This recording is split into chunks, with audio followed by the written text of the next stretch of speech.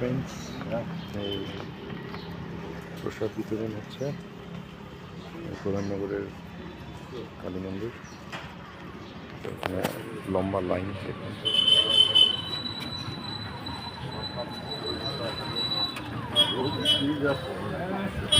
সবাই আমরা লাইনে দাঁড়িয়ে আছি, অনেক পেছনে আছি। তো টিফিন বক্স নিয়ে এসেছি, খিচুড়ি বিতরণ হচ্ছে এখানে। প্রত্যেক বছরই হয় শ্যামা পুজোর পরে, কেননা শ্যামা পুজোটা অনেক রাতে হয়। শেষটা সকালবেলায় বিতরণটা হয়। আমরা দেখুন লাইনে আছি।